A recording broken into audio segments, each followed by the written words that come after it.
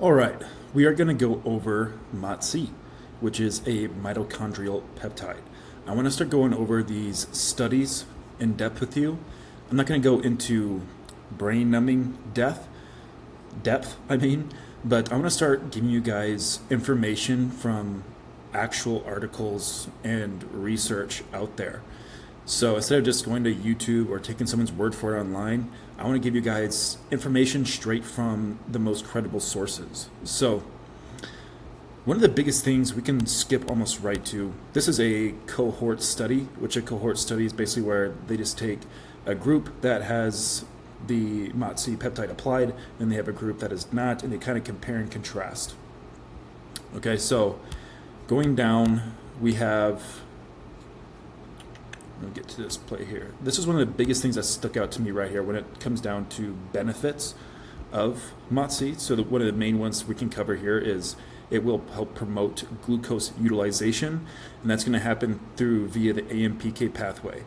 So just think about basically the thing that helps allow to liberate fat cells to be oxidized and be burnt, because whenever we burn fat, it's not through your sweat. You actually exhale your fat cells. So fat oxidation basically just means that process, and that process is called lipolysis as well, of you actually like burning fat. So this is basically saying MOTS-c can help improve the glucose utilization through that same AMPK pathway that helps liberate those fatty cells, but does the same thing basically with glucose utilization, to take glucose out of the blood and to store it into the muscle as glycogen. So it can also inhibit oxidative stress. It can activate the NF-κP to inhibit inflammation, which the NF-κP, it's basically like a group of cells where their job is they basically help DNA to transcript genes. So it basically helps via the DNA to help express more genes or to not express those genes. And it can actually it works on the NF-κB to actually inhibit inflammation. So the DNA gene that helps to express your body, where your DNA expresses inflammation, it actually can inhibit that, which is pretty incredible when you think about it. It can also effectively protect your coronary artery endothelial cell dysfunction. So one of the most important arteries for your heart to continue working and you not die. It helps to stop the apoptosis process, which is basically the cells dying. So it can be also very good for cardiovascular health as well. We can also look into MOTS-c and aging. So one of the biggest things to MOTS-c is it's also reverse aging effects. You hear that a lot with peptides. And aging is actually very, very closely related to mitochondrial health. So we can actually see with MOTS-c that it can help to take the mitochondria into the actual nucleus of the cell too, so that all of your cells on an entire systematic level operate at a better level. So you can see an increase of your metabolism and different things like that, because it's effectively taking in glucose more effectively, storing it into the cell, so you can exercise more effectively as well. I even have some kind of notes breakdown here as well, where it can also improve angiogenesis, so it can help to overall improve blood flow in the future. Exogenous MOTS-c can also increase levels of MOTS-c in the cardiomyocytes of the heart. So exogenous use of MOTS-c can help increase the natural MOTS-c produced in your body within the cardiomyocytes, which is in your heart. And that can help to activate that AMPK. So that almost kind of knocks out two birds with one stone.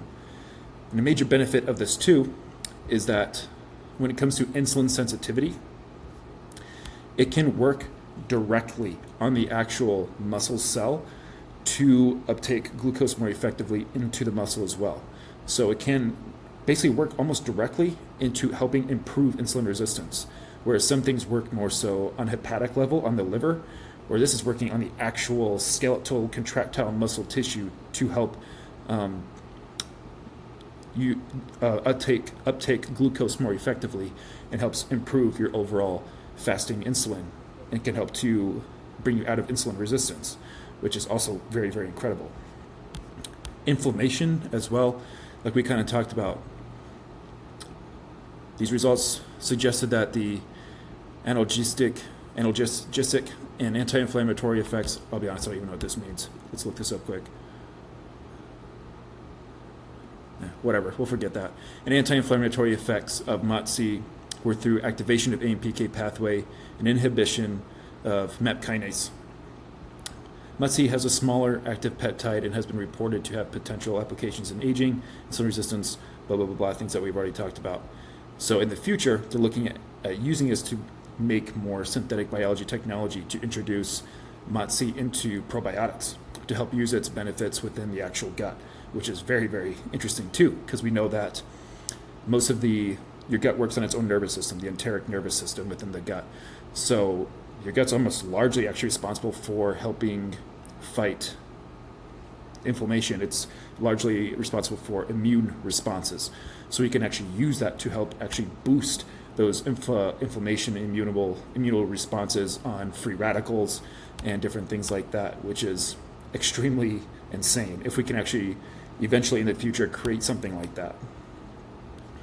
So again, kind of going over to my notes here, there was like a rat study done within this study as well, where rats that they studied, they pretty much put them both on a treadmill for max output.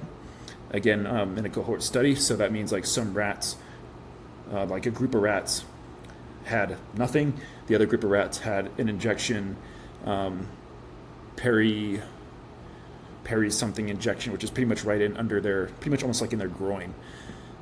And the group that did not have MOTS-c, they only showed that 16% of those rats could perform at max output on the treadmill. Meanwhile, 100% could perform at max output with the endogenous use of MOTS-c. Very, very interesting. So it's interesting too, because within this study, it talks about how when they look at gene expression of MOTS-c, like naturally, it's found to be at almost, I believe, like 20% higher naturally in Japanese people. Also very interesting.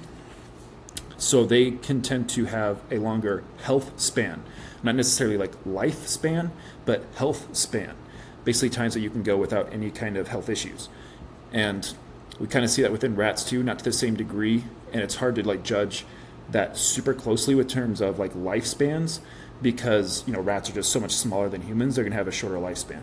But health span is a lot more easily replicatable and comparable to where it is very, very promising to help improve health span. Now, when it comes to like dosing, things like that, obviously this is all just advice, but there's not like a go-to protocol, but this is maybe like a standard example that we could use. And whenever we're using MOTS-c, it is produced naturally whenever we exercise. So it's best to be taken before you exercise, about 30-60 minutes before fasted cardio on an empty stomach or before training. We can do this on a 3 to 5 week per basis, where we're going anywhere from like 1 to 5 milligrams, where you'd want to maybe just titrate that up. So if we did like a 5-day protocol, for example, week 1 would be 1 milligram, we'd go up a half milligram, half milligram, half milligram. And no one ever says like you need to go up a half milligram at all. Like find the spot where you feel the best, then stay there. And you could do this in a Monday through Friday, take the weekend off, or you could do a 3-day protocol where you're doing week 1 at 2 milligrams, week 2 at 3 milligrams. You're basically just titrating up by 1 milligram 3 times a week. So on maybe like Monday, Wednesday, Friday, you would inject, and then the rest of the days of the week you are off. So honestly, whenever looking at these studies too, with everything that can kind of lead to it with helping with inflammation and cardiovascular health, different things like that, I see this honestly shining really, really well in the prep phase, fat loss phase, or even honestly a off-season phase too, especially whenever like drugs are high. That way we can keep the anti-aging effect low as possible from anabolic steroids. So I see it really, really shining, and at any really time that drugs are the highest. So this is like a little breakdown of MOTS-c for you. And if you have any questions, just let me know, and we can kind of go from there. Peace.